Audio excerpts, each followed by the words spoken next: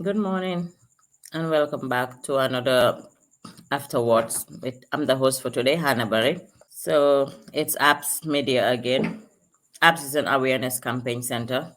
Its headquarters is here in the Gambia and it was founded on May 2022. So ARPS is more of we talk on future and past events. So we have in the room today Khaddy, Jammeh, and Ebrima Sawanneh. Can you guys kindly introduce yourselves, please? Am I audible enough? Yeah, Yeah, there you go. I'm Khaddy, Jammeh, Tacoma, Washington, United States. Okay. Thank you. Okay, I'm Ebrima Sawanneh, calling from the UAE, a Gambian accountant and author. Okay, thank you and welcome once again.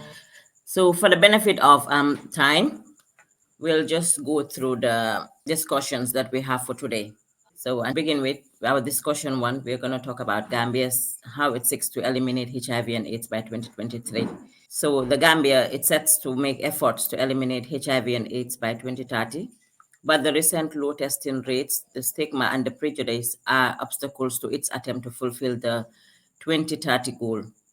Health experts expressed the importance of political commitment, community involvement, and additional funding to support the effort. So, in that regard, what can the health ministry do to succeed by mitigating or avoiding the obstacles encountered? We can start with Ms. Thank you, Hannah. Thank you. HIV has been around for quite some time now. In as much as people love to think that it's gone, it's no longer happening. We're still having new infections on a daily basis. And I think one of the things that the health sector should do to mitigate the occurrence of new cases and the spread is one to encourage people to test. And this should start at the grassroots level. I think the health department should collaborate at the village level with the groups, the CAFOs, to raise awareness. I can remember in the 90s, there used to be a lot of campaign on the TV about HIV and AIDS. I don't think that's the case now. And I also think that health education should be incorporated in our school system. I mean, it is kind of like taboo to talk about sex in our society, but I think children should be taught from a very early age how to perform safe sex. I think this would also help in mitigating the spread of HIV. And the testing in pregnant women, I think it should be made compulsory for every woman to get tested before they have their babies. Maybe in the first or second trimester, I'm not a nurse or a doctor. I don't know exactly when the transmission happens, but I think encouraging pregnant women to get tested so that they don't have to transfer the disease if they have it to their unborn baby would definitely help in mitigating the spread of HIV and AIDS in the country.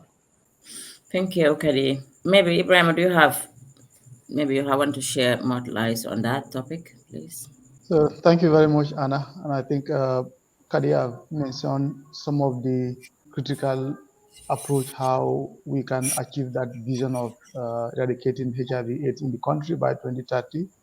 We have to come back to the awareness, and I agree with her. In the early days, we used to see a lot of awareness at the village level. There used to be drama theater groups that goes around, speak in local languages, and even the school, there were some kind of health club, peer health. I don't know where those kind of platforms are today.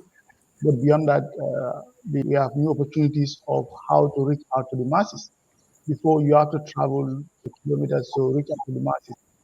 But with social media and in a country where half of the population are youth, that means we should have campaign. We should have, if I may call it, a paid sponsored post on the relevant platform. And some of these things are not that expensive. If you put $1,000 sponsored post targeting only the Gambia as a key area, you're going to reach more people about HIV/AIDS, just like businesses are doing. I think that will go a long way. Using social media a lot, that will be very helpful. And beyond social media, I think in terms of the testing method is also important. How do we get more people get tested? Let me give an example. For instance, you can have a law or regulation that says pregnant women at certain age have to be tested. So imagine if we also encourage a general healthcare check in the country, because beyond HIV/AIDS, we have a lot of cancer happening, whether it's male or female. Many people discover these things when it's already late, when it's at a stage where they can't probably reverse it. Imagine if we encourage a general testing in the country, where as you are being tested, it's not only HIV/AIDS, because sometimes people felt, I imagine going to hospital and say, you know what, I'm here to be tested on HIV/AIDS. Most people will not go. But if it's part of your life plans in a year, once in a year, I'm going to hospital to check myself, whether it is for cancer, HIV/AIDS, corona, or whatever it is. All of these things can come out without necessarily having that mental pressure. I'm going to the hospital to be tested for HIV/AIDS. I think Yes. that approach would also be helpful there. Thank you so much. And in your opinion, do you think the government should make it mandatory, maybe for people to go test, maybe make it a mandatory for everyone to be tested at the hospitals, or make like a general campaign in the communities? Because maybe it would be hard for people to go to the clinics, but do you think like we should make it like mandatory for the people to be tested? I don't think people should be mandated. It should be compulsory for people to get tested. That would be a violation of their basic human rights. Everybody has a right to even accepting treatment or not. That's a right. But I think encouraging them, you can sometimes make people do what they were not planning to do, depending on the message you're sending out there. Encourage them, increase their awareness. We still live in a country whereby, in as much as we have a lot of youths that are educated, but we still have a lot of Gambian population that are not educated. And even if they are educated, we have a lot of undereducated people who even don't know the risk of certain things. So I think increasing the awareness of the general population, like Ebrima said, having those campaigns out there at the village level, the theater groups, social media, GRTS, just put the word out there and encourage people to go and have themselves tested. I think that would be a better approach than making it a mandate, because Mandatory. human beings just have a tendency of resisting things that are law. So sometimes just urging them is better than making it a law. Thank you, Khaddy, for that. So maybe in the event of Ibrahim, no other addition, maybe we can move on to the next one, to the next discussion. Because I think that would Yeah, we can move to the next one. I agree with Khaddy. It's always difficult to make this thing a law. make Even COVID, when it came all over the world, even some other countries, even the most developed one, people didn't want to take COVID vaccine. They don't want to be tested. So I think it's law approach will be difficult. We have to do it a more very persuasive approach. yeah. Thank you. So we move on to the next one, which says Gambia, UK formally accepts agreement on fisheries subsidies. So as a coastal state, the Gambia recognizes the critical role of sustainable fisheries for our national economy and the well-being of future generations. Our participation in this agreement is a testament to our dedication to promoting sustainable trade practices and environmental stewardship in line with our commitment to sustainable development goals. So, how will this government benefit from the Gambia's fishing industry? How will the Uh, government benefit? Yeah. thank you very much, Hannah. So I think this is one of uh, a major document, or I may call it a treaty that Gambia recently signed up to, and I think is we are one of the first least developed country to take such lead. Because this is important. It's about sustainability, and the idea has been the the idea behind this agreement is that in some other countries there may be unintended effects when we provide as a country a subsidy to the fishermen. We may be supporting unsustainable way of fishing. So this agreement is getting people around the world, or the countries around the world, to agree that as a country we are not going to provide support or subsidies that are going to support fishing that may not be sustainable. And again, in a simple definition of sustainability, it's about let us survive during our time without necessarily impacting the future generation. So imagine if we remove all the fish that need to breed in the future year, the next generation we have not enough fish, and we know fish is essential part of our life. It's a major source of protein for us. And as a country, if we support this, fishing is one of the industries where we have employment in, where we can do export in. Imagine if there is no fish, it's going to affect our future economics output or our future economic from employment point of view. So I think this is very important for us as a country to support such initiative. And beyond that, when you looked at uh, fishing itself, this is an opportunity for us to sit down and look what are other things we could do to take advantage, because not every country is on the coastal like an Atlantic Ocean. Can we sit down and look at our fishing industry and promote it as a job where our own people will be able to invest their time and resources? And that is enormous. When you looked at from a technology, from the operations, the export, the processing, that is enormous that we could do. Instead of us importing the finished canned fish, why not we start exporting that? But we can put the principle of sustainability in that. And I think the opportunity exists probably through agreements like this. Thank you. Thank you. Khaddy, will you also like to share more light on that? Yes, Hannah.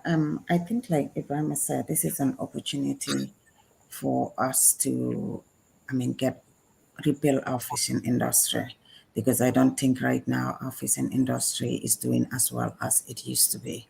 So this is an opportunity for us to practice. I wouldn't call it safe, but a fishing method that would lead to sustainability, food security in the long run for our country. We all know what fish used to cost 10, 20, 30 years ago, and today what it is costing. What is causing this skyrocketing price in fish is because of the lack of fish. And what is costing that is because we were not practicing the right way of fishing. So I think sustainability in the long run, food security is what Gambia would gain out of this, and also employment. If the fishing industry is developed to a point whereby it would generate enough employment for the youths, I think it's in the benefit of the country at large. And also not only benefiting, but I think Gambians should be, especially youths, should be more encouraged to go into fishing to, as a, because we don't have a lot of Gambians who are fishermen in Gambia, to a point whereby those fishing sometimes activities happen in other countries and the fishermen left. Gambia is left without fish. So this is an opportunity to rebuild our fishing industry, encourage young Gambians to go into the industry so that it can be localized. We can own it back. Thank you. And then we'll have a follow-up question on that. And how can the Gambia leverage its marine life to maximize the production of marine food in the long, sustainable way? I think, Anna, that would just be a continuation of what I'm Yeah. saying. It's just gonna, for me, it's one thing about joining all these treaties, but it's another thing about putting it into practice. We can join all these treaties and sign all these documents, but if we are not practicing it, it's as good as not doing it. So I think Gambia should have policies and procedures in place whereby people should obtain license and they should have guidelines in how to fish. And it's not enough for me to have just policies in place. They should be follow up. They should be visits whereby these people are checked to make sure they are following up, to follow up, to check on them to make sure they're following the policies that have been laid for them. So it's one thing having all these policies, signing all these treaties. Let's put it into practice. Let's put it as part of the licensing program checks and balances, whereby we know this is a particular net that is supposed to be used, and we know the ones that are not supposed to be used. And there should be an audit or a kind of spot check whereby randomly the fisheries would have like how do you say a control department or a compliance department, I would say rather, whereby this compliance department would randomly check on these fishermen to make sure they are using the right net. I think that's a way we can definitely benefit from these treaties. But if we're just signing the treaties and we are not putting the laws in place, or we are putting the laws in place, but we are not following up whether people are complying with these laws or not, it's just not happening. Thank you. Ebrima, you would like to add Yeah. more on that as well? In addition to what Khaddy said, I can add 2 to 3 points. Yeah. One is we need more awareness on why we need to have a sustainable fishing practice in the country. So that the way we have other conferences or seminars in the country, we should take a lead and say maybe annual fishing conference where we get all the fishermen speaking local language, speaking English, whatever works for them. So it has to be tailored to that particular group. I put that because I don't want us to go and speak English in all these seminars. We would have a fuller Wall of Mandinka seminar where these people knows how important this is for them and the generation to come. That's one. The second thing is we should look at things like fish farming. In other countries, in Ghana, Nigeria, I've seen people doing catfish farming. I know Gambians like catfish a lot. So I imagine if we can do catfish on a sustainable scale, that can become an export. There are hundreds of probably hundreds of thousands of Gambians in diaspora, whether it's in the US or in the UK. If you do fish farming on large scale, you will start exporting fish to those countries at a premium rate. Third one is let's think of modernizing the concept because today we are talking about sustainability. And from a sustainability point of view, I can think of 2 points of view is one, take an example of carbon. We hear carbon trading, carbon credit. That's carbon. I imagine if we have a similar way of certification to our fish exporters, where if you have a license, if you are exporting a fish to Europe, they will know this person has a certificate because he's doing his or her fishing in a sustainable way. That will attract premium in Europe because we know today Europe is coming with all this certification process, and the impact of that is going to be huge in many African countries because if you don't have certain certificate, you won't be able to export certain products into Europe, especially on the carbon side. Why not we do similar things on fishing? You can do similar things locally by supporting those who are doing sustainable fishing practice. Said, okay, if you are doing sustainable fishing practice, maybe government will give you some kind of subsidies based on that. And they get you audit and review you time to time in order for you to enjoy to have that benefit. So I think these three key action items can go a long way in supporting the fishing sector and at the same time supporting this objective of sustainable fishing practices in the country. Thank you. Yes. Thank you so much. That was well said. So we'll move on discussion 3, which says the AU ambassador underscores the critical role of D4GA data training in driving Agenda 2063. So the AU ambassador underscores the critical role of D4GA data training in driving Agenda 2063. The stakeholder engagement offered hands-on training in data analysis, database advocacy, and effective communication to Pan-African civil society organizations. Its theme is enhancing governance, democracy, and human rights in Africa, empowering Pan-African civil society to use data to improve more advocacy effectively. So, what's your case on this news, Ebrima? Sawanneh? Yeah, so I think this is a very Yeah, important initiative in terms of training our data. leaders about Yeah, the data, the use of data, earlier. because we are in a generation where data is as good as oil. World biggest companies today, they are all in the data sector. You looked at Apple, Google, the Facebooks, even the Microsoft now, they are more on data than even the what they were doing in terms of technology. But I think when we looked at data and for government, we have to understand that we are in different generations. Yeah. The way or the approaches that make human beings successful 100 years ago, 50 years ago is not the same approach. Today we've seen innovation is happening in almost every country, but it's happening in some countries more than the others. And one of the main differences is technology. And technology does not work without data. Today, if you talk about technology, you are even talking more about data than the technology itself that's behind it. So for us as a continent and as a country, we have to encourage means and mechanisms that will ensure we collect data and then we analyze it for a better decision making. I think today we have so many data points we are collecting in the country, but what do we do with those data? How do we use them to solve our local problems? Whether it's about reducing the level of poverty in one region, whether it's about improving our healthcare, changing our method of education, or is it about engaging our youth into meaningful employment? We need that data to be utilized. We can only be utilized when we have a know-how, how to analyze, interpret it, and then put them into policy making points.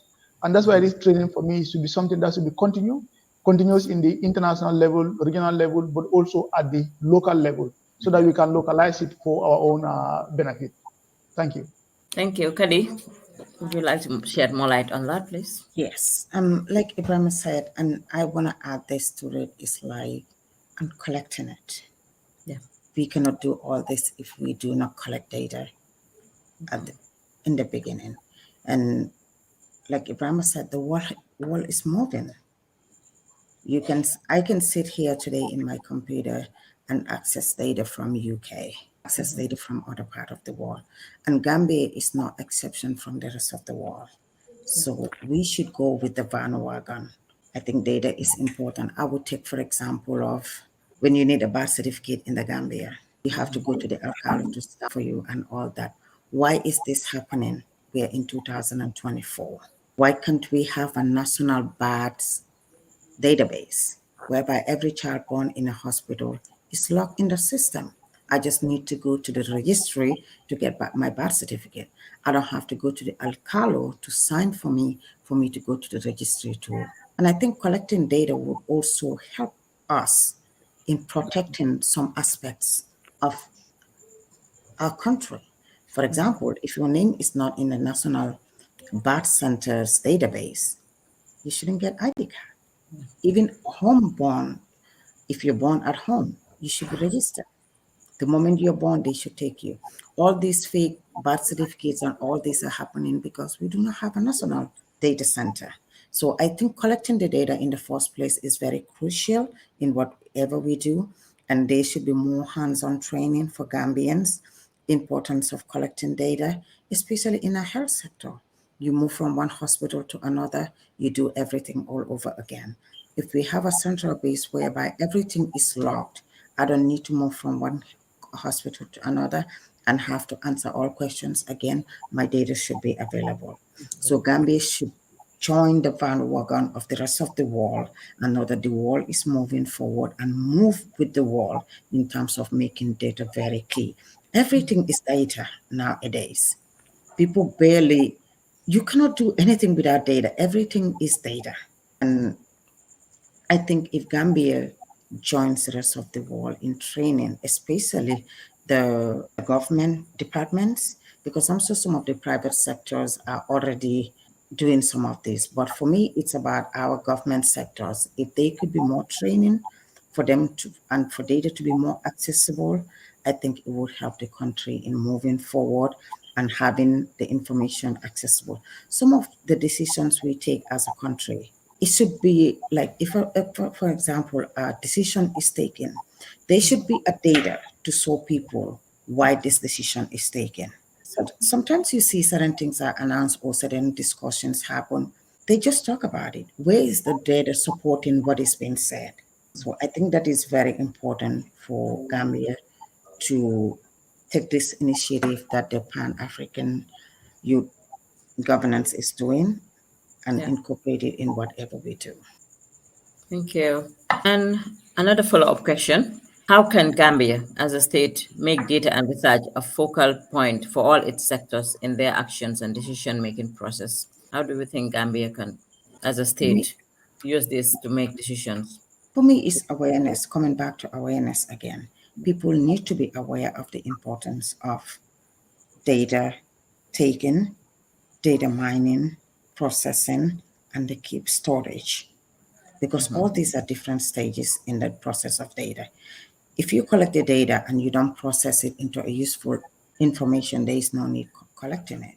And if you process it and you do not preserve it, keep it for future use, there's no need again. So it's, for me, it's the level of awareness. People need to be more aware. There should be more education like this going forward, talking more about the importance of data, incorporating it into our daily activities in government sectors, private sectors. I think that would help. Thank you. Yeah, I think Breno? That's really important. Awareness is very key, and as part of that awareness, what may also help us is to create more use cases. Sometimes for some people, they will hear data, data, data, AI, they hear all this terminology, but they don't know it is the use cases from that data that can help them to solve some problem. Khaddy gave an example about birth certificate. We all know if you are in the West, like in the US, when you are born, you've got your social security number. That number is for life. You never change it. It's linked to every other thing that you are doing. So if you have that one number for everybody, since you are born in the country, it's got connected. And take the issue of land dispute. We have so many land disputes in the Gambia that up till now somebody sells someone else, they don't know who owns it. Things are happening. If you do an awareness where all the lands document ownership is at one central location in such a way that even if I go to my village in CRR, I can just go to the nearest government house and they would tell me that land in Kanifing or in Banjul belongs to this person or not. This happens in other countries, yet again, they can verify them. But unless you have data, you invest in technology, you can be able to achieve some of these things. And they are not difficult. And the reason why I say these things are not difficult and expensive, banks are doing it. You go to one bank across the country, maybe there are 20 branches. You take like a trust bank, they have so many customers, but not at one point in time they miss their customers' data. We probably have 2 million people. Maybe half of those 2 million people are not going to need daily access to data in a way I'm talking about here. So that means we're talking about almost about 1 million people or 500,000 people. Why not we start with one institution, even as a test trial? Serekunda Hospital, the central, so everybody who comes there, the data is centralized at one place. Every doctor can see it on an iPad or whatever tablet they have. So that when you come to hospital, sometimes when you go to hospital, people are on the queue. They will spend 1 or 2 hours. It's because they don't even know which doctor they are going to see. There is no appointment system.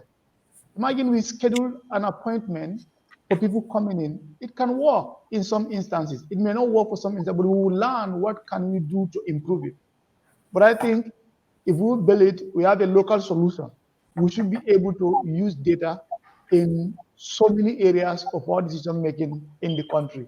But we have to start it as an objective at the top level from the ministries, from the parliament, and all the other departments within the country. Because what that is also going to do fundamentally, data, like we said, is the oil.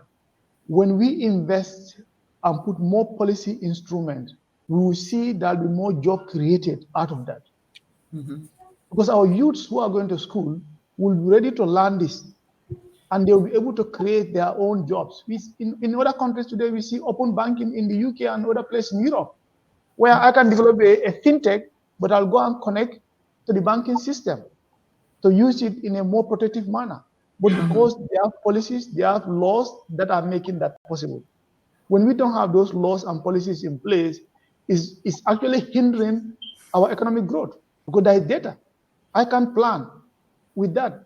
Before I came to this school, I was asking myself, oh, what is the poverty rate in the country? I saw poverty rate, it gave me national level, but I asked myself, okay, which part is poor? By guess, it says rural area. But I asked myself for that, which part of rural area is poor? What is the kind of job there? I cannot see that kind of data. But if I can see that, oh, it is maybe this part of Gambia that is poorer, and this is the kind of work they do there, this is the kind of school they do there, I can now have a deliberate plan. How do I ensure that region is uplifted? That is what China did. That's what China did. And in 40 years, they've taken out over 800 million people out of poverty because they've had a focal policies that focus on the household, the region that is poor. So I think this is some of the use case we have to make our decision makers to be aware that data is very, very essential. All the problems they have, they're willing to solve as government, as private sector. Thank you. Thank you, Ebrima. So this, okay, I just want to ask like a follow-up question. We know in the Gambia, mostly data is collected by the GBOS, especially like when they have these sensors and the like.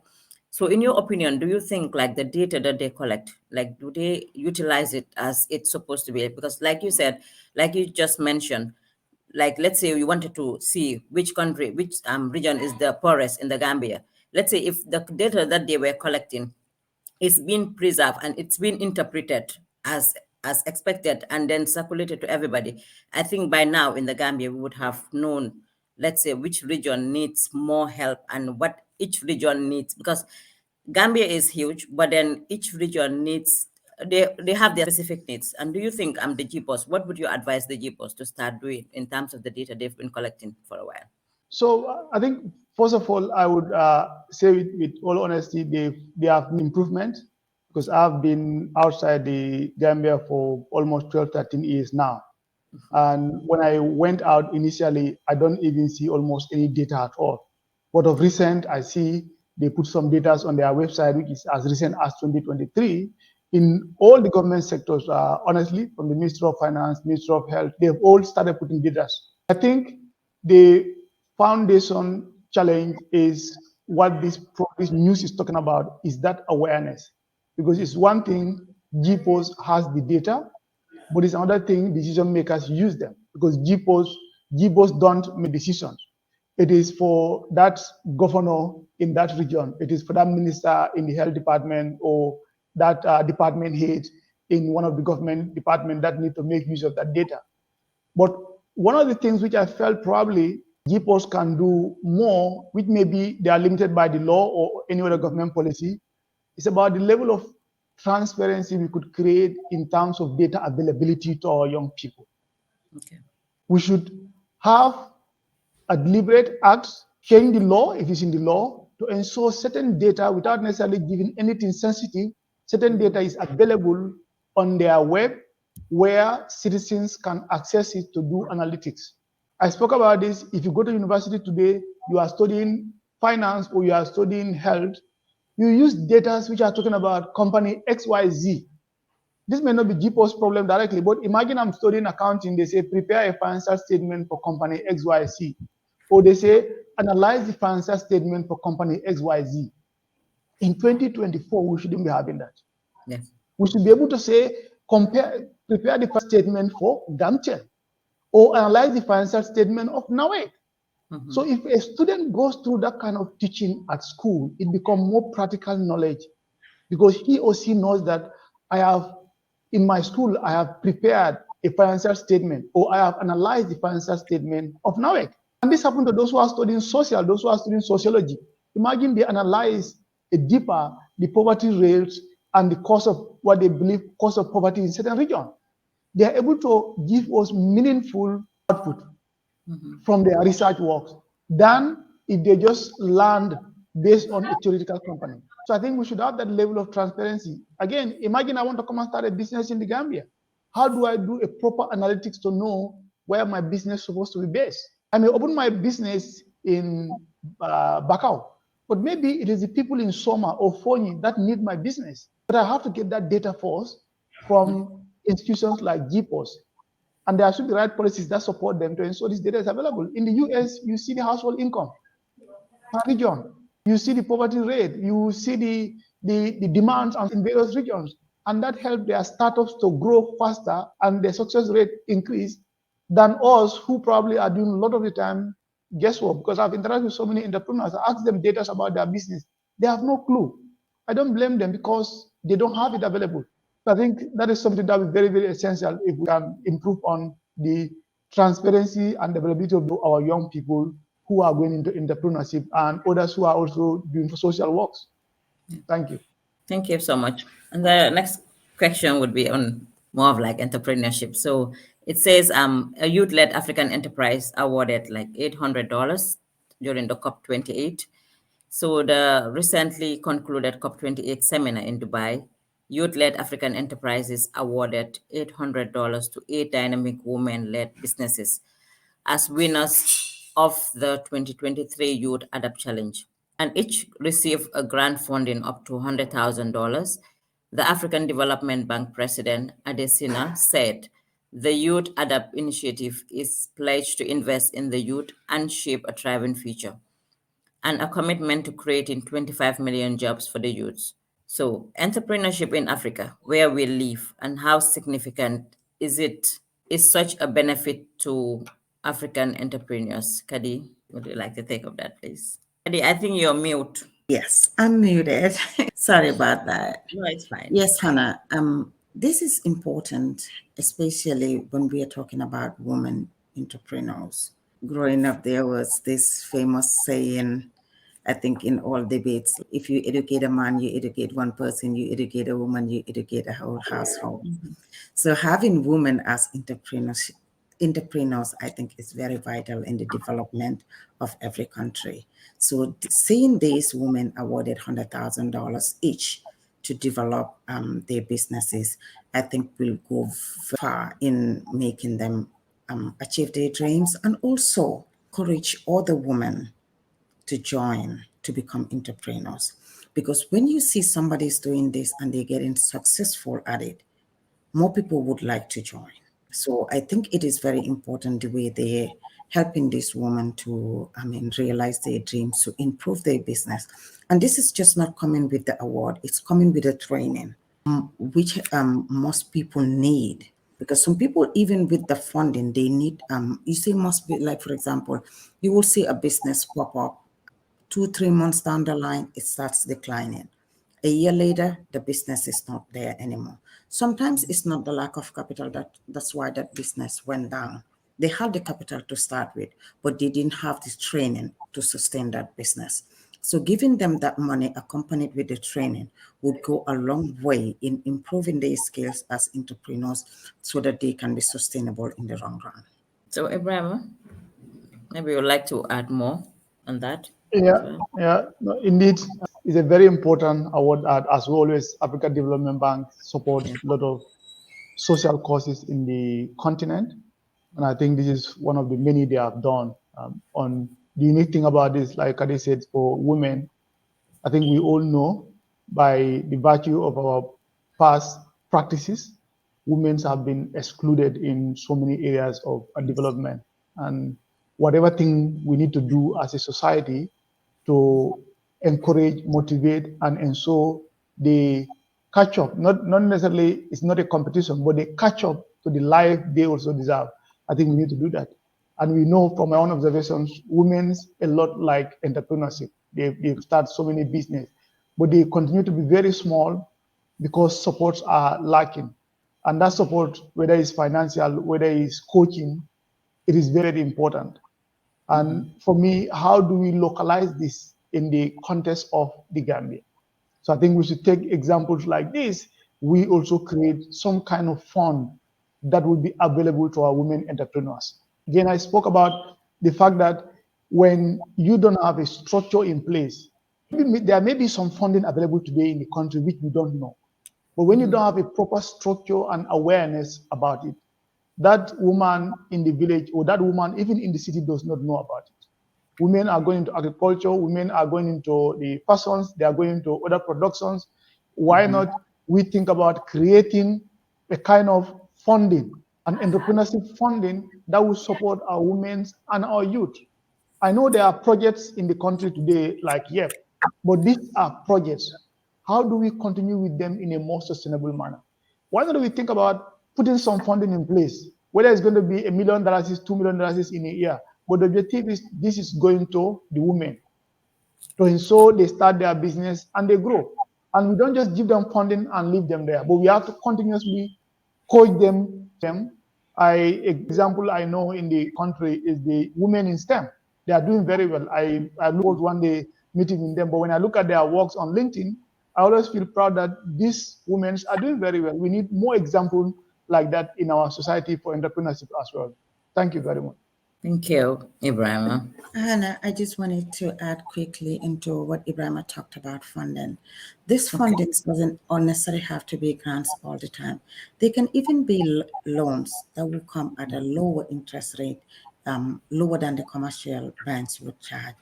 We have the Visakas in the Gambia before. I don't know how successful they are, but these existing structures that we have can be used to help women. Give them, even if it is a loan, give them something at a lower rate than the commercial bank, because sometimes they take funding from these commercial bank too. Because of the high interest rate, sometimes it end up, instead of helping their businesses, it cripples it down. So those are all types of funding that I think would go a long way in helping this woman. Thank you, Khaddy. And welcome, Fakebba. You're mute. Yeah, it's okay. Thank you. What happened? I stepped out a bit, sorting Okay. out some a few things outside there. Nevertheless, I'm following it up, and I'll come up with one or two things. All right. Thank you Thank for you. waiting. Thank you. Okay. So the next follow-up question we have is what more creative and innovative businesses should Gambians do to compete and benefit from such awards and initiatives in the future? Brahma, maybe you would like to take up that. So I I think one of the things that attract this award is about technology. It's also about sustainability. Yeah. So that's very clear. And when we looked at the UN Sustainable Development Goals, as a country, we know about these goals. For me, it can be a systematic approach or a national approach where, whether it has to do with GAIPA, whether it has to do with the government, looks at those sectors of the country, the data available, and encourage youths to go into that. And let me give an example. So I do blogging, I write since 2015. One of the most common articles that are viewed by my users in the Gambia is about business ideas. Because time to time I write, for example, I wrote about 20 agricultural business ideas you can start in the Gambia. In 2017, I wrote about new business you can start in the Gambia during the new government. So I mean, imagine if we take a national approach on that, where we looked at government who has more data, more than me, to say, these are the things we export, and this is the global demand for them. These are the things we import, this is the local demand for them. Why not we frame these things into a business idea approach? Some of them will fit into an award that could be won by these particular organizations. But some of them will make us start changing our policies. Because if we are exporting, I mean, we are importing, let's say we are importing so many fabrics. We used to have cotton in Basel. Then why not we said, is it a time we start producing more cotton? If you produce more cotton from the farming, we start processing them from cottons to fabric, and then we start turning them to African fashion, Gambian fashion, and we export those fashions. So you have to think a more longer term, but again, it goes back to data and the right policies to get the youth there, youths and the women especially. So I think when we do that in a more structured approach, not just this award, we are going to have so many awards, but we are also going to see more economic impact than for us to react to what we failed or what we see other people are doing. We have our local problems, and those problems are businesses or jobs themselves. And again, to give another example, I know a young Gambian who I think studies in the US, Dr. Baji. So I think he's, I forget the name of his company. But what he does is bringing healthcare to the doors of people. It's not Baji. So he go out there, he can meet you in Basel with his team. They can go to a community, train doctors, very well trained. They will come and give you the healthcare service as much as they can. This is innovation for me. Without necessarily you leaving Basel to say, I'm going to do a medical service in Banjul. Banjul doctors are coming to Basel. These are the kind of things we should look at from a social and economical point of view. Thank you. Thank you. And All right. yeah, Yes. can you yeah, I've, can you kindly introduce yourself again, and then yes, maybe you I can am share Fakebba, more. lecturer at the University of the Gambia. Well, I'm not an economic specialist. I'm a language specialist. So if some economics terms may be disturbing to me because I cannot analyze things economically, but I can analyze things linguistically. Yeah, talking about going back to what Ebrima said about poverty, you heard him talking about it when I just logged in. I have some data about it. This is from a particular institution. It's true, poverty is there. And yes, from what I've seen so far, what I heard here is the poverty is ranked based on districts, the district rank. And this is data from a reliable source. They have this NAFA project. People were out there conducting the research and they came up with the data. So some of the things that we have is in the ranking for by district, Fonyi Bintan Karana is ranked number one in terms of poverty. This is not, I'm not just guessing, it's from a clear source, from a research data. Fonyi Bintan Karana is ranked number one in terms of poverty, and the extreme poverty is 59.5% in terms of rate. So it's like Fonyi Bintan Karana followed by Kuntauru district Nyanija is number two, then Basi Wuli West is number three, Janjambure, of course, Nyanija, number 4. Then you have the Brikap Funi Bondali, number 5, of course, in terms of poverty. Then Funi Kansala, number 6. Basewuli East, number 7. Sandu, number 8. Then you have Upper Salum, Lower Salum.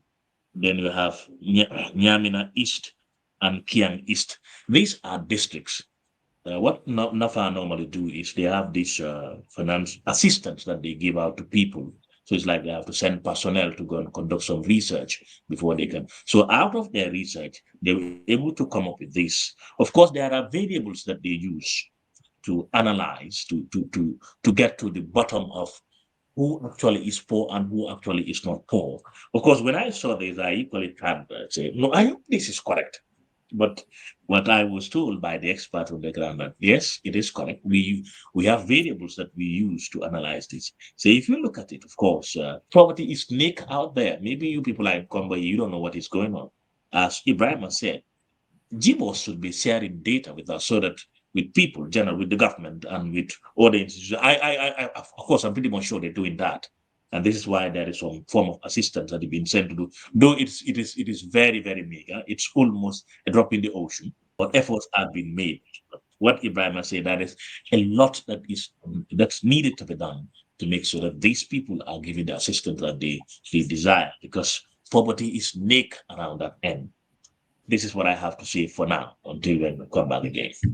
Thank you. I think we will move on to the next question and then maybe you'll catch up more on that as well. So the discussion 5, 154 students of ITHOC were awarded prizes and certificates. The tourism sector in the Gambia plays a significant role in boosting economy of the Gambia. Recently, the Institute of Travel and Tourism of the Gambia, that is ITHOC, held its 16th graduation ceremony, where almost 154 students graduated from various fields in the sector. So, in terms of the health sector, how can the tourism sector, sorry, I said health. How can the tourism sector, the country's primary source of revenue, be boosted to generate more revenue for the state and encourage business operators all year round? So I'll give Fakebba this question to start with. That is actually an important question. If you look at it, tourism in the Gambia is one of the areas in which a lot of income is generated. However, there are a series of challenges for the simple reason that if you look at the hotel industry, the restaurant and other private entities owned by people that has to do with hotels, there are a series of challenges for the simple reason that tourism is does not go that extra far. Let's say the season just cut off at some point in time. And once it cuts off, it's always a problem for the people in the industry to continue with their businesses. So that is one challenge. Of course, efforts have been made. I'm not speaking, I'm the government spokesperson here. Efforts have been made to make sure that we have an year-round tourism activity. And of course, I'm aware of the fact that the tourism ministry or people in the ministry are making effort, especially when it comes to when the time that the season is closed. This is the time that most people from Spain, and tourists from Spain and other countries, of course, not mainly European countries, other countries from some other part of Eastern Europe will want to come to Africa. So it's like efforts have been made to win those people, because most of the places that they go to, from my research, is Senegal, and that is around the Cap Screen end. During the rainy season, you see a lot of Spanish nationals, a lot of people from some other countries, France in himself. And what can Gambia do to make sure that these people also have that concentration, or can win some of these people to come to Gambia, and so that the tourism can be boosted up, so that at the time that there is no much tourism, these people can come in, the private operators, the public operators can benefit from them. Yes, graduating people is one thing, but now finding the ways for generating source for them or for themselves is another thing. Because it's like when tourism closes, or even if the tourism is open, some those people find it difficult to be able to operate in their own entities, whereby they can attract tourists. In fact, at some point there was this query, I don't know where it was coming from, that look, some of these home owners or people who are operating at their own level, at their own homes, creating that tourism attraction centers need to be checked, because like hotels are almost becoming empty. And we need these tourists to come to the hotel, not to be going to private homes. It's like people are earning more to some people, while the government is losing, while hotels are losing. But yes, the people are trained to do that. If there is a balance that can be created by the government in one way or the other, let's come up with strategies, I'm pretty much sure that things will work well. And those people, whoever are trained out there, will stand to benefit, not just from being given certificates, but will be able to operate and at least earn a living for themselves instead of being dependent on the government or anything else. This is what I have to say for now. Khaddy, would you like to add more on that? Yes, Hannah.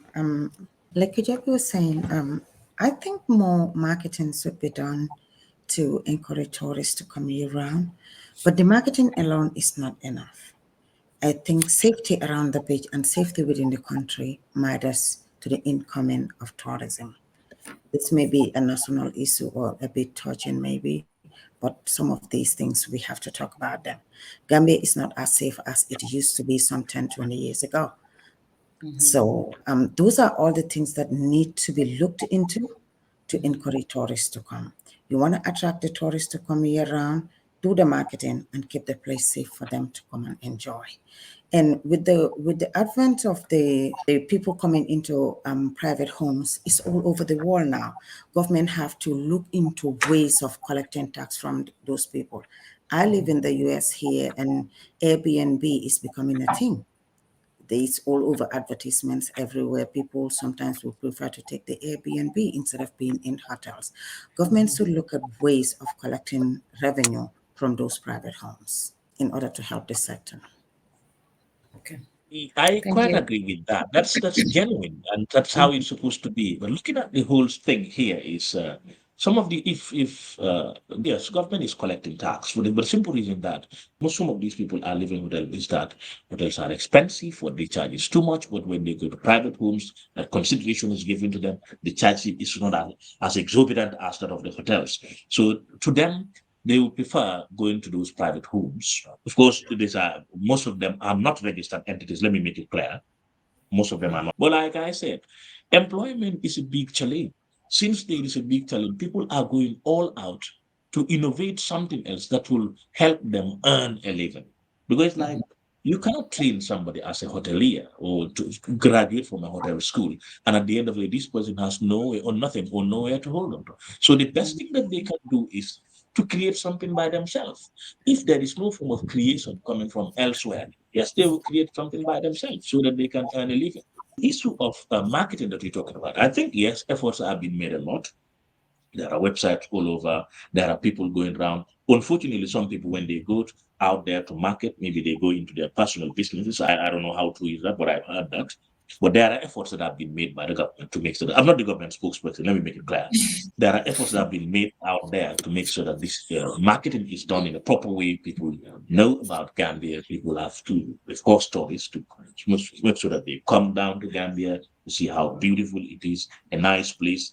Yeah, on the side of security that we've talked about, yeah, there are a lot of other efforts that have been made. Of course, if you go to the tourism side, you will realize that the the deployment of security personnel has increased drastically to make sure that there is enough security around that and to make sure that tourism is not obstructed in one way or the other. Tourists coming, ordinary people wanting to use some side of the beach will be restricted. Even though I'm against that idea, of course, people have liberty to use the beach. But at some point, yes, there is that need for restriction of certain areas because we attracting people to come in. But like you said, a lot is needed to be done on that side to make sure that there is absolute safety on the side of visiting the country. Okay. Does anyone else has something to add? Maybe a quick one on the marketing. So I think I agree a lot of marketings are happening, but the question for me whether we are doing the marketing in the right way. So we are in a digital era. You can open a website.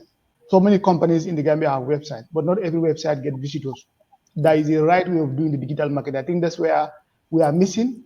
And I don't know who manages the marketing for example, let's say for tourism board, but we need to see more of them so that the right people, the targeted marketing approach, whether we are going to market to the Africans for them to come to Gambia, and if you are marketing to the Americans coming to Gambia, the message may be different. The marketing message may actually be different. So I think we should look into more digitalization.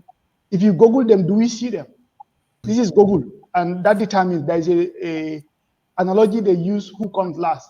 So I think we may have to go deeper into that, and sometimes we have to use, with all due respect to age, the young people, the youth, because these are the people who knows some of this modern method of marketing. But for the benefit of time, I think another aspect we should also look at in terms of innovating to attract tourists is partnership. So when I see the Sadada Karaba Convention Center, I saw it for the first time, I think in October. It's fantastic, it's beautiful. I went there with some of my colleagues from probably 7 to 8 different countries. That's the first time they came to Gambia. The first thing they say, oh, you could be hosting big international conventions here. But for that to happen, if I compare with Rwanda, Rwanda, they have a Kigali Convention Center. They have a whole board, a company whose job is to go and market that convention center to the world to attract international convention in Rwanda. But when you come, they market Rwanda to you for you to be able to come and do business in Rwanda, for you to feel the need to come back as a tourist. Today, Rwanda is trying to create their own industry, basketball in Africa. They've invested in that. So I think those kind of innovative solutions, we have to look at how do we attract big conventions into Gambia. Then we market Gambia to them for them to come and start business, for them to come to our tourists, because it's opposite our beach. Very beautiful location. That partnership is very essential in terms of how do we attract more people, because the old method does not always work. Thank you. Thank you Ibrahim, so much. on paper, some of those things are there. On paper, I can tell you for free. On paper, yes, we have some of those things on the ground. Yeah. Like I said, I'm not the government spokesperson. But the problem is implementation. We have a problem in this country. We will say nice things. We can come up with excellent project proposals, excellent plans, of excellent strategic plans. But when it comes to implementation, we are zero. Absolutely zero.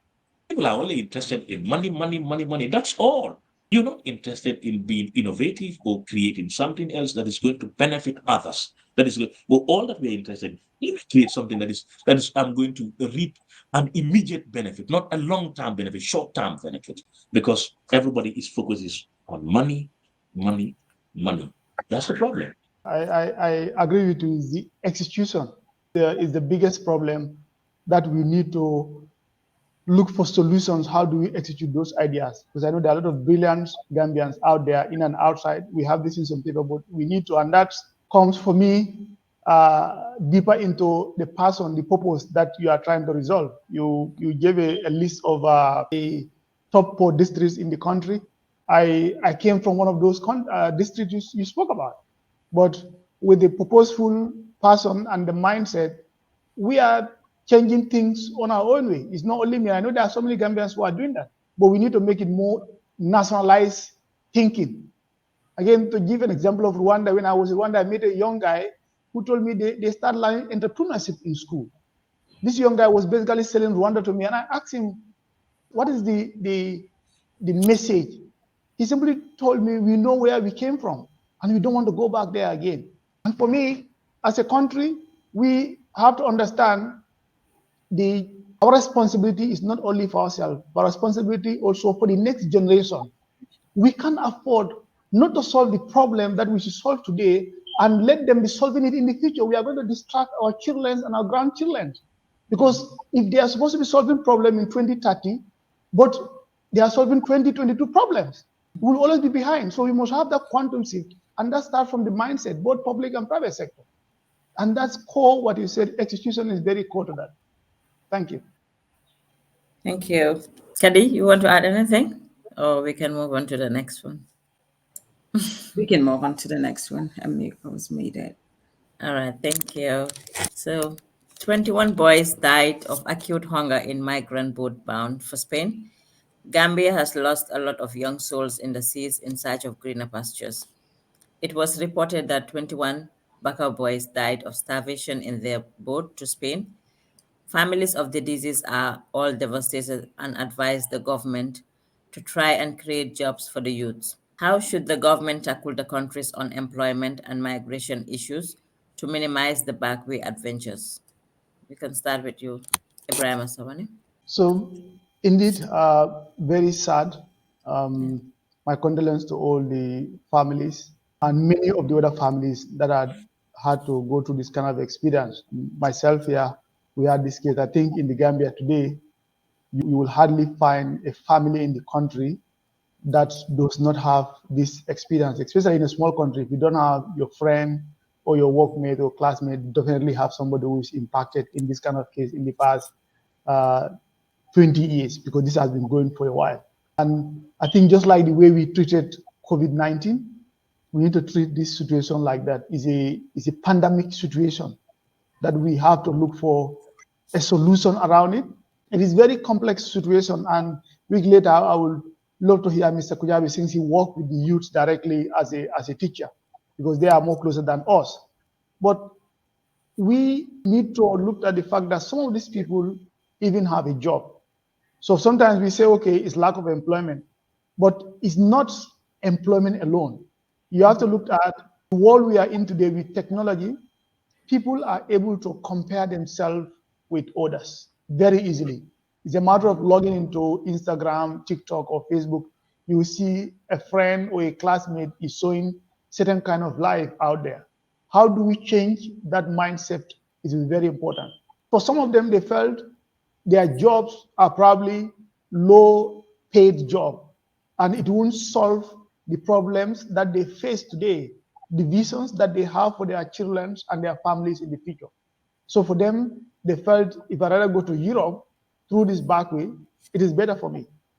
So I talk about the fact that hope is very, very important, because for these young people to take their time to plan, to go on a journey where they have heard several times that there is a probability that you will die on the way.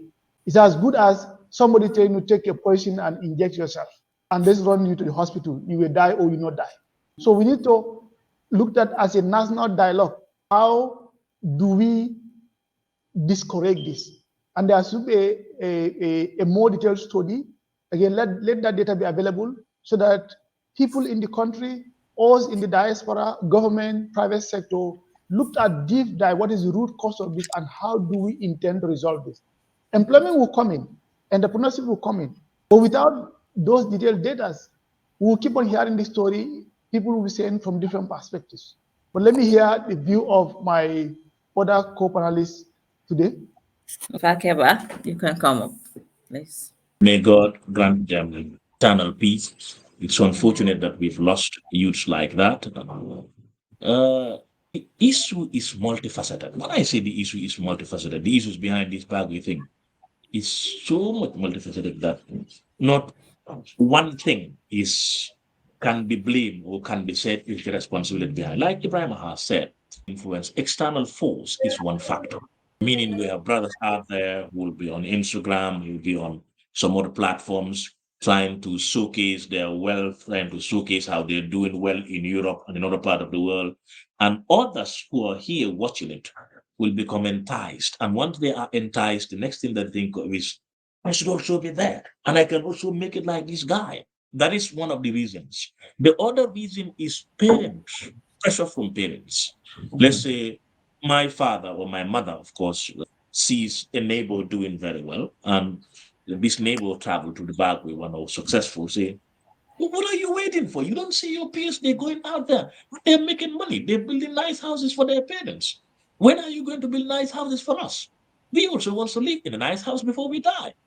So some of those things force some of these youngsters to take up the challenge to say, I will also travel to the back way so that I can also make it like XYZ. So that my parents will start to enjoy.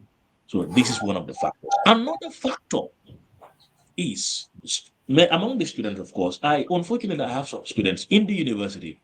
These are some of the students who are taking up math as major, physics as major, chemistry as major, people with bright minds, people who will definitely make it out there in the world. Because I always tell them, this bad way thing is not helpful. If you think you're going to do this and then you will be successful, you're not.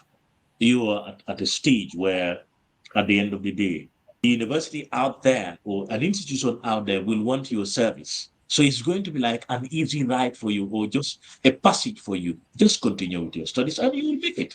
But it's like, yes, some of them have the notion that if I finish university in the Gambia here, there'll be no job for me. That's where job creation, employment opportunities also has a role to play. Yeah. Even if I have the job, what I am going to be paid with is just so small that I cannot even sustain myself and sustain my family, let alone build a house for myself. So it's like some of those factors. We believe that, let's say, if I'm out there in Europe, let's say with only a 300 euro or a 3,000 euro, I have a lot of money. Mhm. In Gambia, even if I'm paid 10,000, that's nothing because of the inflation, the high cost of living is something else, of course.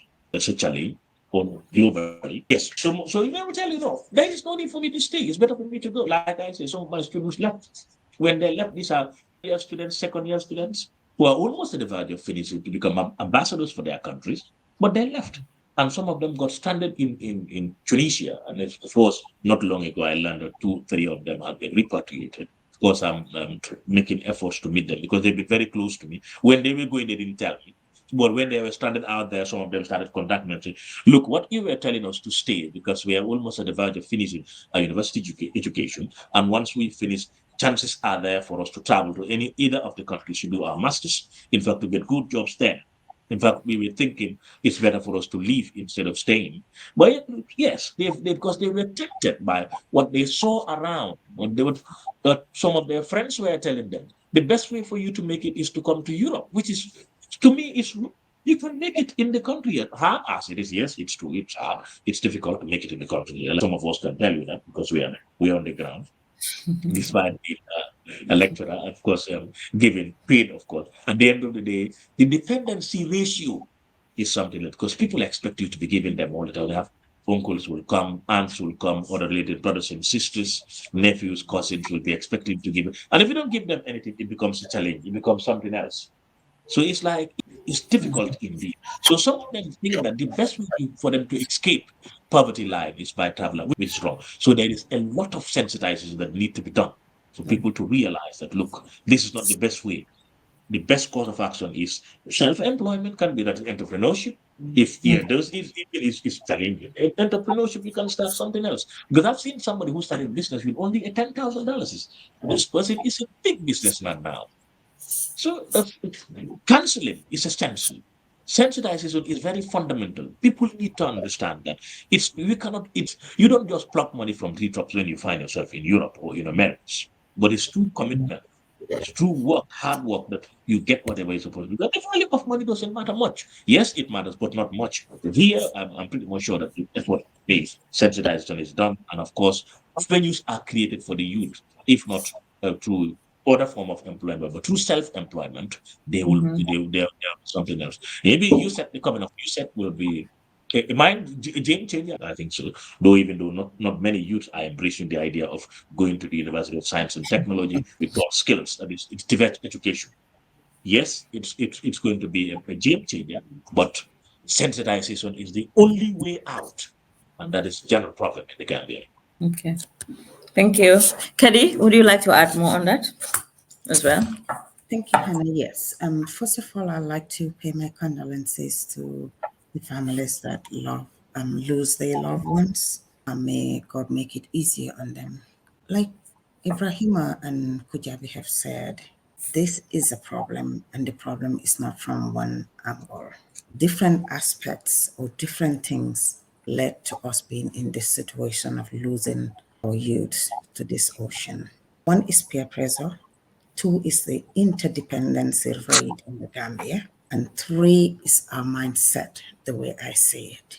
Most Gambians believe they should be employed. Many people do not have an idea of being employers, employment creation.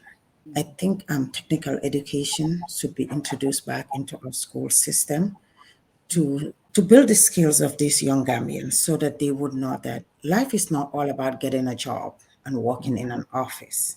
You can still make it. There are people who made it without even primary school education. Some of our parents did not go to school, but they made it. So it's about mindset. And I think this idea of like Kujabi was mentioning, how parents pressure their kids. So and so's kids have traveled through the back way. Look at what they are doing. I don't think any parents should try to live your life through your kids, to yearn for comfort through your kids. It's happening in our society. I live in the West and I know how it is, but it's a very wrong notion of living our society, whereby you would rather risk your child's life just for you to be comfortable one day. We all know Gambia is not easy. Like I said, I may not be the right person to talk about this since I and my family live in the West. It'll be fair for me to say. But Hannah, some of the things that we don't want to do back home, some of the skilled jobs that we don't want to do back home because we look low on them, is what we are doing here to survive. So what's the difference here? I don't see. If I can come here and be a caregiver or be an Uber driver, why can't I be a taxi driver in Gambia and still make it? I'm not against anybody traveling. If the opportunity knocks on your door, it's the right way, go for it. But I don't think people should risk their life in this big ocean just because they want to come to Europe. I think they should be, like I said, I'm all on the awareness. I don't know why I believe that talking to people continuously will change our mindset, but I think this is a national problem and we should do something about it. We can't just keep losing our youths to the back way. And I blame family members who pay for their family members to go. I personally will not pay for anybody to go through the back way. I have nieces and nephews and brothers. You want to come to Europe? What I do for you, I write an invitation for you. Send me your credentials. Let me look for a school for you. If you get through any of those ways, I'm down for it. You want to pay back way? It's not going to be my money. And I know people who have that mindset. I think if many Gambians build that mindset and we work together collaboratively, this would stop. And some of these people are not like they're desperate. Like Kujabi is saying, why would a third-year student at the university leave the university to go and risk your life in the middle of nowhere? Why? So these are things that I just think we have to have these awareness programs to change people's, I'm getting emotional about this because we have to have awareness programs to change people's mindset. Some people are living in the West, they're not having no better life than those living in the Gambia. I always envy. I talk to still, I and Ebrima used to work together. And I still talk to some of my colleagues. I envy you guys so much. We work so hard here, and you guys are all doing so good. So life is also better sometimes in the Gambia. It's not always what you see on social media. People dress up fine and all that. Those are like, I was looking at this, so where it's like half of the apple was eaten, the other half was sown. You think it's a full apple, unless you flip it and see the other half was gone. What you see on social media may not be the reality of those people's lives. So do not risk your life in the river or in this big ocean just because you want to go to Europe. And parents should stop putting pressure on their children. Family members should stop paying for their family members to go risk their lives. That's my message to every Gambian. So I Thank think you so much. Okay, Ebrima. I wanted to add something quickly Okay. that's part of the awareness and indirectly uh, what we've been talking about. I felt we need to celebrate Made in Gambia. I think whether it's Gambians or you call it Gambia, we do not celebrate Made in Gambia. You can look at this from the point of view of goods, the products, but beyond that, even the people that have made in Gambia, do we celebrate them?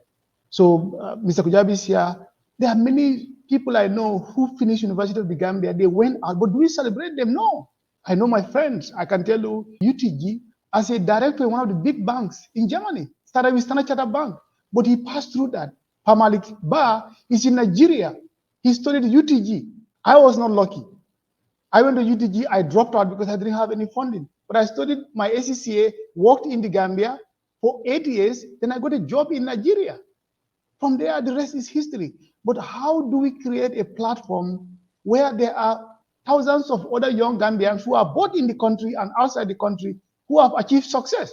Again, Mas Manjang is in EcoBank, I give bankers because I work in banking sector. It's a finance head for EcoBank. There are so many of them. How do we celebrate these people, bring them to limelight to our youths in the country so that they can see these guys you see there, they have not gone and do their degree in outside the Gambia or their masters outside the Gambia. But I think it's a common thing. We don't celebrate. And I think we need to solve that. We need to celebrate Gambians so that people know, even in the West, there are Gambians there. When COVID-19 was resolved, I think one of these Oxford, there was a Gambian there. But did we make noise about him? And that's what I like about Nigerians and the Ghanaians to some extent. They celebrate their people. If they solve one, they will talk about them as they have solved 10. But Gambia, you can solve 10, people make it look like you are doing only 2. We have to celebrate our people. That also is going to change this mindset that I must go to the West. Or is that person who is on Instagram is doing very well? You won't hear any of these people I said on Instagram talking about the success they have achieved because they are humble about it. We have to celebrate them and people will know they do them.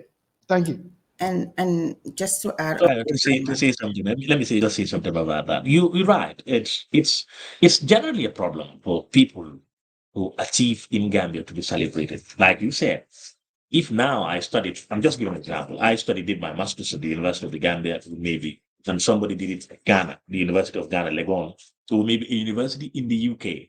The person is more valued than I am for the simple reason that I just studied at the University of the Gambia. And maybe the master's program right to them is not advanced. Somebody who went to the UK has a better master's program. And this person will be more recognized, even in the working institutions, because he is more recognized. His certificate, his potentials is more recognized than mine, even though I can be better, I can produce better, I can perform better than him. It's really a problem in this country. In almost all institutions, that is what is happening.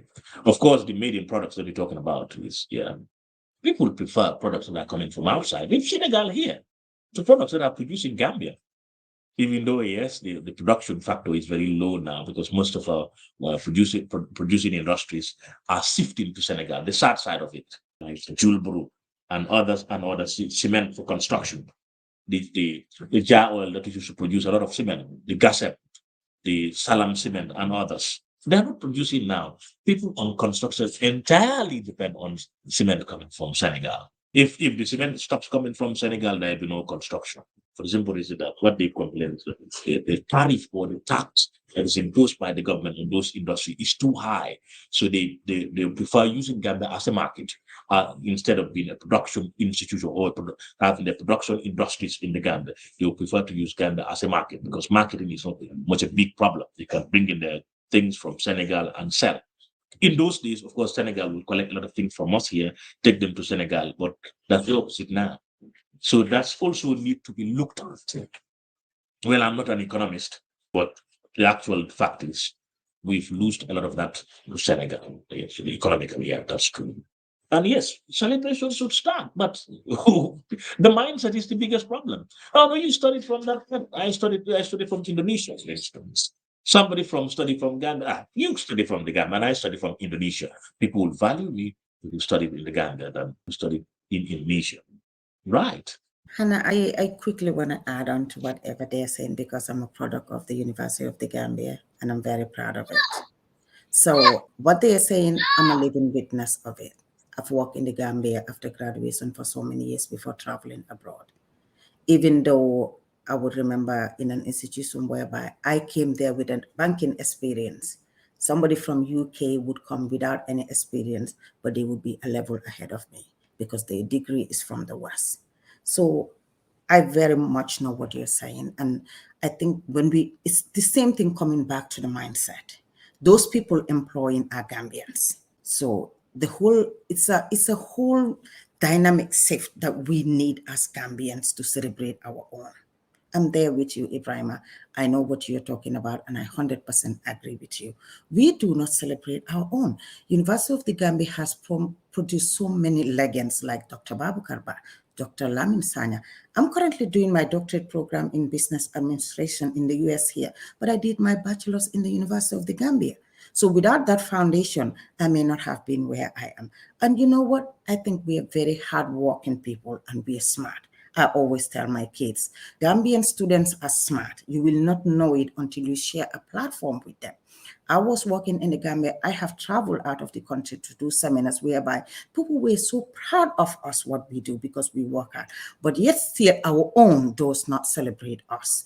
I think we need to, if the employers or everything need to look at those differentials they have in employment from those coming from abroad and those educated locally, and try to level the playing ground so that people can appreciate our university more. And this would encourage our younger generation to go there more and stop throwing their lives out there for no reason. Thank you, everyone. It was indeed an interesting one. So I'll just like to add up and to just a follow-up question on Mr. Kujabi. You talked about the TVET. So in regards to the TVET, I know like they have criteria that they are taking, but then maybe they should consider, how do you think they should consider those that are already above 35 to 40? Most people stopped at, let's say, grade 9, but still they don't have their grade 9 certificate. So in your own opinion, how do you think they can consider those type of people? Because they are saying you should at least have grade 12 in the TVET. Then you said, Not actually. What happened is it's been lowered as far as grade 9. Let's say for certain institutions, let's say the Kanilai institution, the Demban institution, and there is also this one at Mansakonko. It's lowered as way up to grade 9. Even those who did not finish grade 9, for instance, will be given that chance to be admitted because they have to learn skills. So it's not only limited. What they're asking for, like grade 12, is for the university itself. Sorry, let me sort this part. okay, I think we're out of time even. So I think maybe we can even close. Oh, let's just give him a second. Okay, we're almost there though. Yes, The so time is that up. was Yeah. what I was just trying to say. So it's like the issue of yes, well, for the university that is USET, they're asking for grade 12, and they've lowered the requirement criteria to as low as 3 credits to make sure that yes, people gain admission so that they can learn some skills that will be beneficial to them instead of being people who will be employed. They can be self-employed. They can even be employers like Madam Khaddy has said. So it's not only limited to those in grade 12 or those who completed grade 12, but those in grade 9. And effort, some of course, have spoken to the authorities concerned to say, why not you make it a little bit open? Even those who could not progress up to grade 9, let's say stop at grade 8, grade 7, or even possibly grade 6. For some of those institutions like the Kanlai institutions, the Demban institution, the Wanchakonko, so that you accommodate them, let them learn some skills even though they may be old, they may be above 30 or maybe they're close to 40, see how best you can accommodate them if they want to learn. But here also there is a problem of those people willing to learn because sometimes they see themselves as, no, I'm too old, I cannot be among these people, it's not going to work. But there are people who have the desire to say, yes, they will want to be part of it. And such people are always given the opportunity. Like you said, the mindset in the Gambia is a big challenge. The way people think, our reasoning, there is something else that need to be done. Is it through campaign? Is it through sensitization? What else can be done for people to change their mindset towards certain things? It's a numerous challenge, a huge challenge that will be difficult to overcome. Of course, we can overcome, but will be very, very difficult. Considering our reasoning power is questionable at some point. For the simple reason, when it comes to developing oneself, people tend to have that. Well, I don't want to call it inferiority complex. I don't want to call it that. But I may be tempted to say inferiority complex to say, I cannot be among these people because I am older than them, or we are not of the same class. They are from better homes, they are from better houses. I'm from a poor, so I cannot be with them. So that is also something that is really creating problems for people to be enrolled in this different program. But it's Thank you so much. So do we have our final words to share? Because it's almost time. Maybe Ebrima and Khaddy, do you have maybe your final words that you want to share? I just want every Gambian to do a soul searching. Let's look out, have a private conversation with ourselves. I think it is very important. Let's sit our children down and have a conversation with them. Maybe you're young, but some of us grew in the Gambia in the 70s. We know how life used to be. Okay. Let's look back and see where we went wrong and try to fix it. It's going to be difficult, like Kujabi have said, but let's be willing to put in the work, the way our society is going. And like I love to say, we all like to blame government. So do this, government, so do this, government, so do this. What are we doing about it? It's a collective responsibility to move Gambia forward. It belongs to us and our children, our grandchildren, our great grandchildren. Like Ebrima has said, it will not be fair in 2032 if our children are solving problems of 2024. Let's do our best to solve this problem that we are going. It's a national crisis that we are going through. If our youths are living and they be dying for no reason, it's a national problem. So let's sit together as families, let's sit together as communities. Things used to be before, and have a discussion and put an end to this tragedy that's happening in our country. That's my message to every Gambian. Thank you. Incident. About 42 people perished, young people, 42. That's a whole community. So, parents, teachers, individuals, we should all put hands together and then work towards having that collective mind to say, this is not the only way we can make it. There are other ways that we can make it in life. It's not about traveling. And of course, some of our people out there, when they come down, the way they showcase their wealth, even though they don't be, it may not be there, the way they're going down, flaunting their wealth, driving big cars with music, boom, all the time. And people say, Mr. So, these are all tempting things that is forcing these young children to go into some of these things. That's what I said, the family, mother, father, sister, brother, uncles, other relatives. We should all understand that this is not the only way. There are ways that we can achieve something, we can earn something for ourselves. And of course, embracing education is one of the factors that we can what we can be done to earn something for us instead of risking our life. Yes, this migrating is taking a lot of lives. This year alone, that's 2023 alone, more than 500 to 600 to 700 youth perished in the high seas from the Gambia. That's a drastic reduction in the population of the youth. And these are mainly boys, young, age of 14, 15, 16, 17, 18, up to 22, 23, 24 to 30.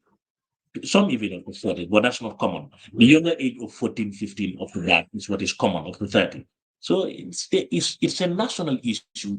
It's a challenge that we should definitely put up efforts to see how best to alleviate it. Well, we cannot eradicate it completely, but it can be alleviated. I want to believe. Thank you. Thank you very much, Anna, and the team that organizes. I think the my other co-panelists have clearly stated it, and let's take it as a personal responsibility. It is one thing we blame government. I remember about 10 years ago, I read a book called Success Principle by an American author, Jack Canfield. The first chapter is about personal responsibility. Government comes and they go, but we as human beings, we as individuals, the more we grow, we are the same people. You never change. You can complain. Complaints have never solved problems. When there are problems in our community, that means we need solutions. And those solutions is what we should look at and take them as a personal responsibility. Of course, we will continue to push the government, but that mindset issue, which Mr. Kujabi keep on saying, is very key in our nation today. We have to create more awareness. We have to read, we have to listen and take personal responsibility for our life. Because the success we are looking for, even if we go to West, we won't find them there. We have to change. When you go to West before you can be successful. Same mindset we have in Gambia, we all know if you go to the West, you have to change. Then why not we change in the Gambia itself? And for those of us who are in the diaspora, we should take it as a responsibility to know that this is a joint call that we have to play a role in supporting the families and the government to create awareness that life is not as we look after it. And my conclusion would be a quote I like to say: life does not give you what you think you deserve. Life gives you what you've decided to do and execute. Thank you very much. Thank you very much to each and every one of you. And then your advices and everything, your analysis.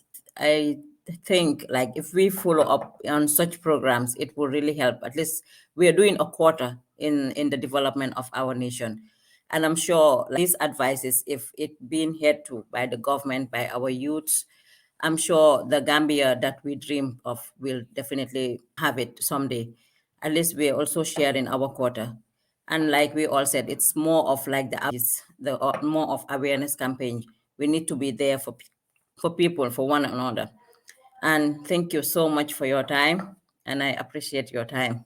Hope to see you guys again very soon in a different